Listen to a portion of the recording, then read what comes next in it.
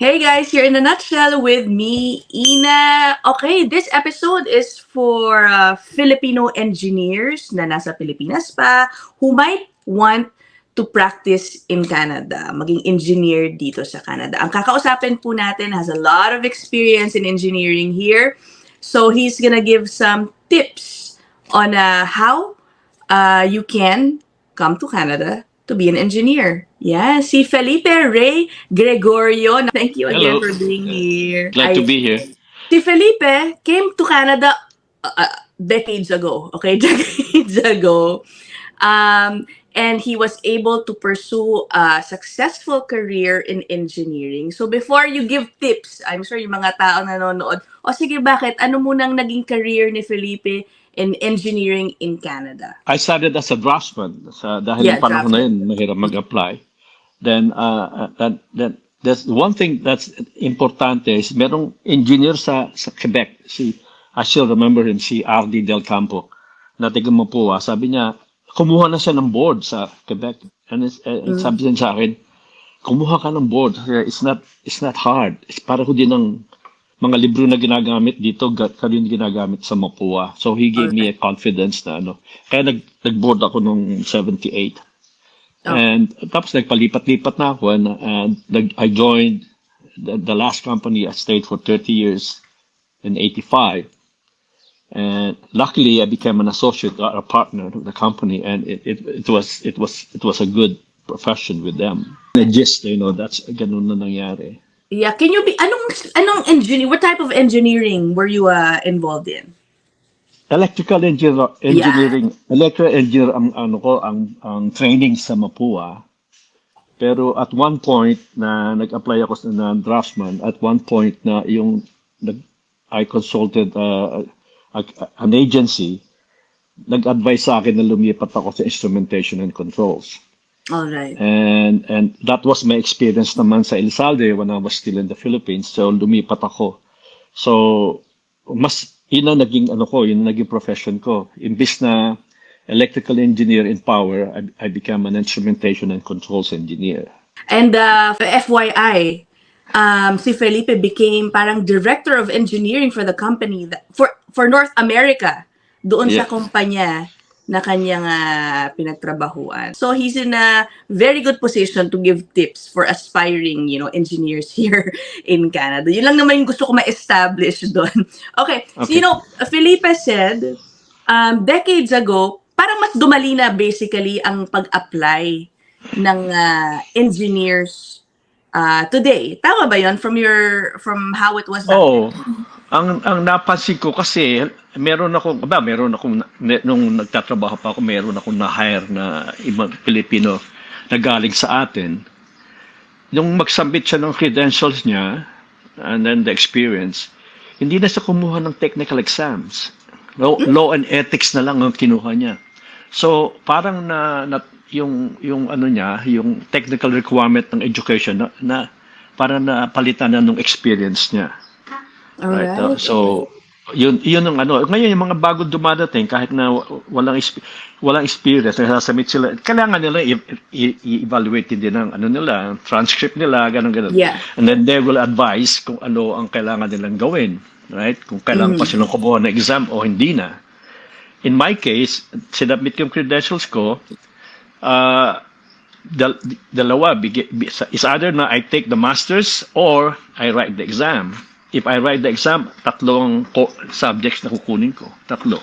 Oh, so you had to I-exam ko. study. You had to study Oh, back then. you have to review doon sa tatlo. I tried masters with two kids. It's impossible to it's going to be a long process, right? Pero kung kukuha ka ng exam, mag-review ko lang 6 months, kukuha ka ng exam, if you pass, tapos na, di ba? Alright. Kaya yun ang naging path ko na nag-review na lang ako at kumuha na lang ako ng exam. Yeah. So sa case po ni Felipe, so he started as a draftsman. And after 2 years, I think that's when you were able to write the exam Yeah. and pass it. Okay. So ngayon, Felipe, what is the requirement? Do those thinking of moving to Canada, should they expect na wala nang aral? Ganun yun? Ano ba ang proseso ngayon? It depends. Sa akin ako, ang i-advise ko lang sa kanila, kagaya din nung I was lucky na ang tatay ko engineer din na nagbigay sa akin ng advice, right? Kahit naman sino ang mag-embark sa isang undertaking, kailangan you have to do your homework, right? Yeah. Yeah, sabi sa akin ng father ko, sabi niya, lahat tayo para tayong salesman eh. We're selling something, right? Kung kagaya natin, kung engineer ka, you're selling your skills, you're selling your knowledge, you're selling your qualification, right? So you have to do your homework. Kahit sa Pilipinas pa lang, bago ka umalis ng Pilipinas, alamin mo na yung market ng skills mo. Right? Like you're not gonna sell ice cream sa mga Eskimo, right? Yeah. So to speak, right? So kung gusto mo na engineering sa consulting company, di pupunta ka sa Montreal, Toronto, Calgary, Vancouver, right? Kung sa consulting ka pupunta. Ngayon, if you're in consulting, you wouldn't want to go to New Brunswick. There's nothing there as far as new consulting is concerned, right? Oh, okay. So you have to do, kung bebenta ka, you're selling your knowledge, your skills, you have to understand the market, right? So selection of the province is also very important. For example, kunyari, civil engineer. Do you know which, ano bang probinsya likely ang best bet for those?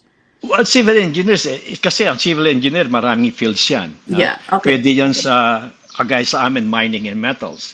Pero ang maraming civil engineers, they end up in infrastructure, right? Alright. I-design ng mga Yeah. bridges, kalye, what have you, right? So, yung mga consulting engineers niyan sa infrastructure, nandito din sa mga center ng engineering, right? Toronto, Montreal, Calgary, Edmonton, and probably British Columbia, right? Yung sa ibang province, they have those but in a smaller scale. Ngayon, kung meron din naman sa Winnipeg, pero that's small. I used to have an office in Winnipeg. May mga Pilipino doon na naging sila, pero on a smaller scale, hindi sila napasok sa mga malalaking consulting company, right? Marami namang fields eh. Pwede ka sa manufacturing, right? Toronto and Ontario, GTA is the center of manufacturing, right? So you come, petrochemical is in Calgary and Edmonton, right? So yun ang background mo, right? Okay. Right. The other thing, yung advice ko lalo sa mga pupunta rito, kailangan they have to make a plan and then prepare, right? Hindi sila kailangan mag-prepare na isa lang. Kailangan 2-3 options, right? Isa, Right. number 1, number 2, number 3. If number 1 fails, you go to number 2. So you have options, right? Yung licensing, I read somewhere, I don't know if you're familiar with it, parang is it posible daw, according to the article I read, that you start processing yung certification even before you leave the Philippines? Parang ganun? Pwede po ba yun? At yung iba, they do that. Yeah, okay. Yung iba, ginagawa nila yan. Kasi, it helps, pero sa akin, ang importante, makakuha ka ng trabaho muna. Then you can work on your licensing, right? Meron naman dito ng mga kumpanya, kasi marami dito na nagtatrabaho na as an engineer, pero hindi sila licensed. Oh, alright. Okay talaga. Yeah, the only difference is they cannot sign the design, right? They cannot sign the design. They cannot officially call themselves an engineer, right? Oh, They cannot be addressed as an engineer, right? Or you cannot present yourself to a client as an engineer, right? Pero marami nagtatrabaho dito as engineers pero hindi naman sila licensed. Ang importante yung experience and qualification na para tanggapin ka. Then sa una kahit na lisensyado ka dito, right? Pumunta ka rito, dala-dala mo yung lisensya mo, nakapasa ka na lahat, wala ka namang experience. Ang qualification mo medyo questionable. Mahirap pa rin. It's not gonna help you, right? Got The it. important thing is yung qualification mo and your experience, right? Okay, yeah, I get your point. So, kunyari, engineers sa Pilipinas, they come to Canada. Yung mga kumpanya po ba, will they just hire them as, in an engineering related position even if wala po silang Canadian experience? Yes, yes. Ako ha, ganito. I'm talking based on my experience, right? Because may magsasalita niyan. I'm talking based on my experience. I hired a few engineers from the Philippines and they're very successful, Oh. right? The first job nila agad, engineering related na po agad. No, Oh. especially two, and they're still there. They're still in the company I used to work for. One was working at Tim Horton ata o sa Starbucks. Oh, okay. And the other one was working as a computer service, right? But natanggap yung resume nila. I know the company they worked for before. Nakita ko yung training niya. Ang training niya puro sa US pa. Pinatrain na siya ng mga kumpanya. So hinire ko yan as an engineer. Hindi ko siya tinawag na engineer. I hired him as a technologist. A technologist engineer, they're almost the same, right? Tapos nag-apply siya after working nag-apply siya. Hindi na siya binigyan ng exam because the company gave him a good recommendation that says, he's functioning as an engineer, right? Oh, wow. Okay. Pwede rin pala Right? yun. Oh, I'm talking, and isa pa, yung isa, designer siya, instrumentation. He was trained by a Japanese company in piping and basically instrumentation. So I hired him. Both of them are still there. Both of them are making good money. Actually, I'm very proud of them na understand. Kasi nag-hire din ako sa Pilipinas. I went to the Philippines. I interviewed people in the Philippines. Dinala ko sila dito. They will work as an engineer. They work as engineers. So I know na siguro you need, kagaya ko, because I want to help. Nagkahara ko ng mga Pilipino na qualified, no? Hindi dahil pinakiusap sa akin. No. Kaya dahil qualified sila, I know their experience, I know their background. I hired them as engineer. Now, siguro ibang kumpanya ganun din kung papakita mo yung qualification mo. Then you can apply as professional or licensing body, right? You can do it before, but I think the best thing is to come with experience. Yeah, they have to present themselves. Pati sa mga interview, right? So the interviews, you have to present yung soft skills mo, right? One thing I advise ko sa mga bago engineers, kung apply sila dito, kahit na civil engineer siya, you have to familiarize yourself with the codes, right? With the engineering code, right? Sa electrical code for electrical engineers. Those are the basic questions they're gonna ask you, right? You have to kasi sa civil engineer and architect, I think there is more difficult for them. Kasi yung design ng civil at architect, pati yung materials is different here, right? Dito merong frost, merong snow load, merong stress dahil sa freezing, right? Ang electrical, pare-pareho ang law of physics, yung code natin sa Pilipinas is based on American electrical code, right? I remember that's the first question they asked me when I started my first interview as a draftsman, right? Oh. Are you familiar with the electrical code?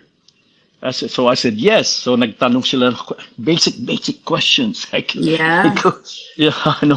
anong size ng breaker is needed for this load. And so pag nasagot nila yon, even though it's basic, it will show that they have knowledge or their familiarization with the engineering code. The code is very important. Sa Pilipinas hindi natin masyadong i-emphasize yun importance of design code, right? Dito, everything is code, right? Okay. Everything has to be according to code. Right? Okay. O sige, so let's say nandito na sila working an engineering job but not necessarily licensed yet. Ano po ba yung proseso ngayon? I think you can write an exam to get your license with 1 year experience. Ganun po ba ang usual process? How is it ba? I'm not sure what they do now. Magsasubmit ka ng credential mo, transcript, pati yung grades mo, originally the university of the college will send that directly. It will, for me, I have to send Mapua the address, they have to send it directly. Hindi pwedeng dumaan sa akin.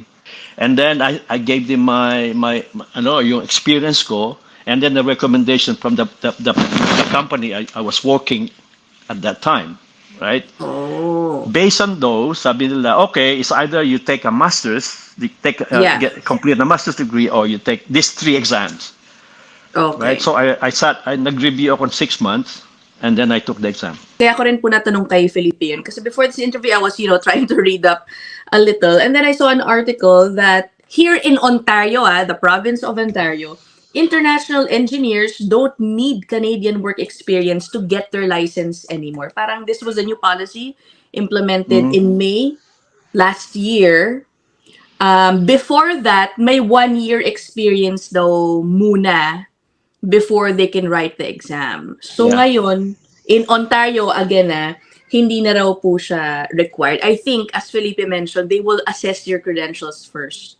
And then, there's a possibility na makapag-kuha ka na po agad ng exam without studying, diba? Depende sa assessment. But again, that's just for Ontario. Please do Yeah. your own research for other provinces.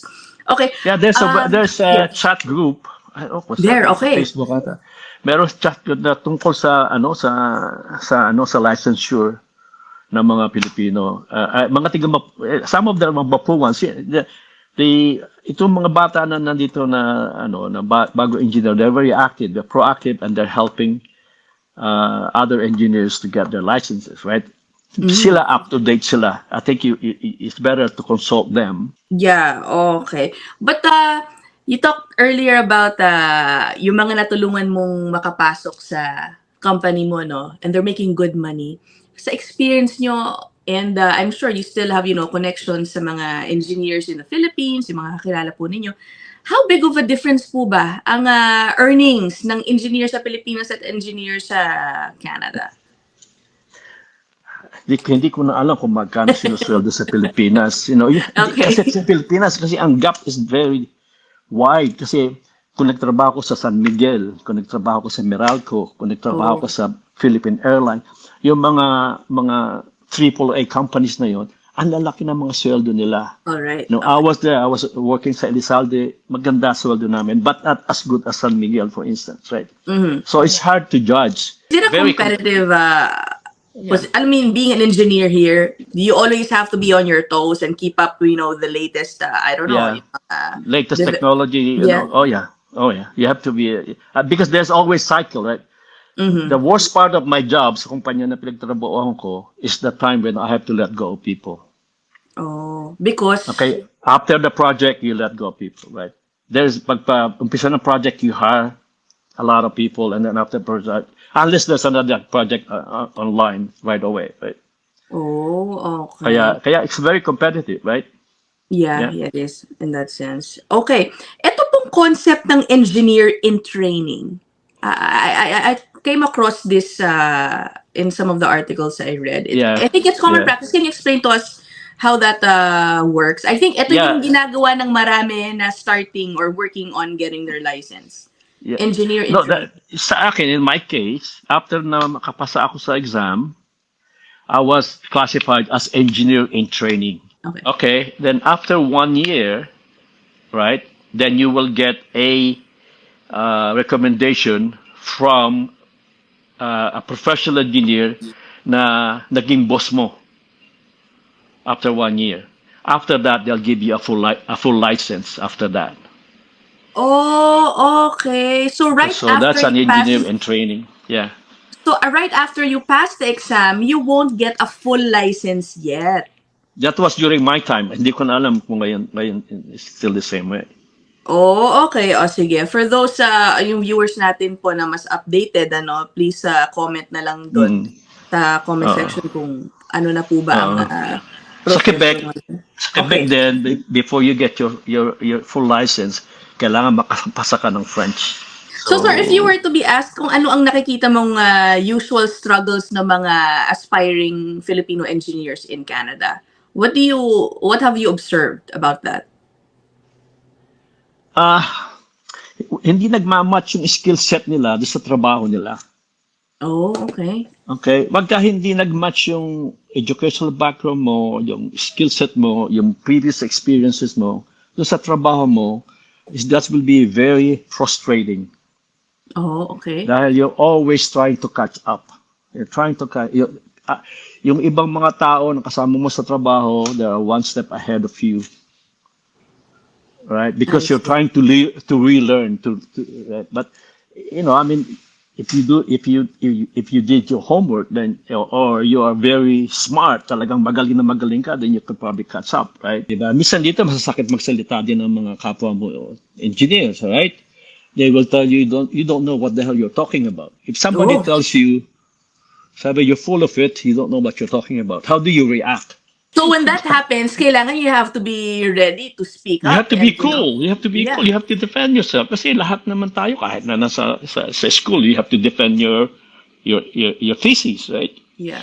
Dito, lalo na pagka yung mga ibang lahi sabihin nila sa'yo, bisan may kulay na discrimination yan, right? Oh, So you have to know a little bit how to respond without getting mad, without getting violent. You have to defend yourself, right? You should oo. keep your cool.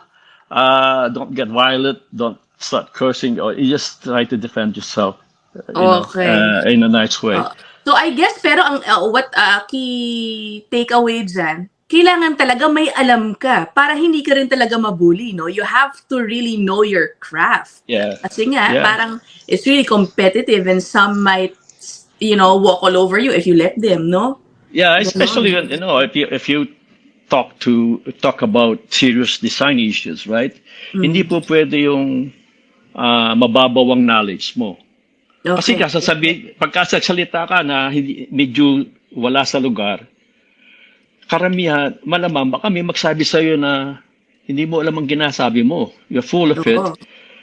So, kung alam mo talaga yung ginagawa mo, you can defend yourself, right? Correct. Yeah. You can say why you are right and why he is wrong, right? O sige, I guess in closing na lang do.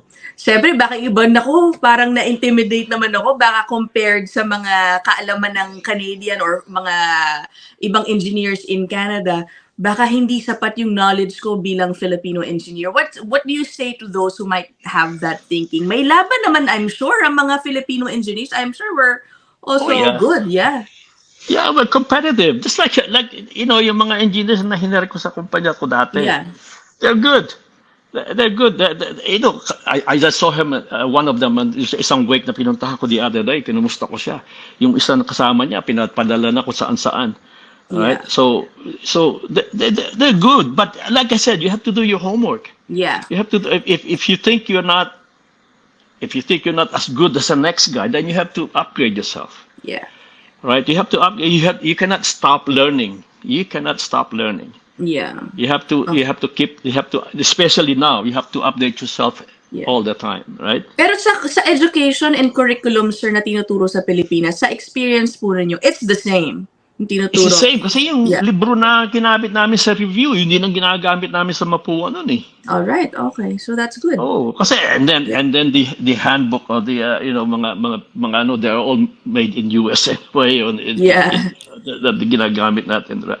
Yeah, so it's not it's nothing new, right? Yeah. So you have to train yourself. You retrain. Yeah, you have to be cool. You have to be sure of what you say, right? And then you can carry on a good discussion, technical discussion with anybody. And then if you're wrong, then you admit that you're wrong. Yung kasi naranasan ko din noon yun na kaya ako naipit nung araw sa init ng ulo ko eh. Oh. Then I learned my lesson. I tell that to the engineers, young engineers that I talk to. That keep your Dapat cool. it's nothing personal. Don't take it personal when that No, happens. don't take it personal. Don't Yeah. take it personal. Kahit naman dito, minura ka niya, murahin mo din siya. They don't take it personal either, right? Oh, yeah. Yeah. Right. And after that, you shake hands and say, okay, it's fine. It's fine, right? Just don't Yeah. do it. Don't make it physical. But thank you so much. I think Felipe gave us a good glimpse, of how it is for those who might be interested to become an engineer here in Canada. Both, yung proseso and also a glimpse of the work culture, no? Itong mga kinakwento ni Felipe. For me, parang to summarize it, parang it's quite easy, no? It's doable. It's not a tedious process to transition as an engineer here in Canada compared to the other professions. Yet, Yeah. but then it is competitive, and basically you have to know Yeah. what you're doing if you wanna keep up and survive and do well. No, parang ganun yung naisip ko. Okay. Yeah. Well, thank you so much again, Felipe, for sharing Yeah. your I'll knowledge. send you the Your chat group for the professional engineers. Yes, please. Oo, sige. Okay. I'm sure Okay. anybody can join it. Wala, hindi naman pang Yeah, makuha yeah. lang yun. No. That's for everybody. All right. Okay. So, okay, that's it for this episode. Thank you again, Felipe. Sana maraming natutunan yung ating mga viewers. I'll see you guys in the next one. Bye! Bye.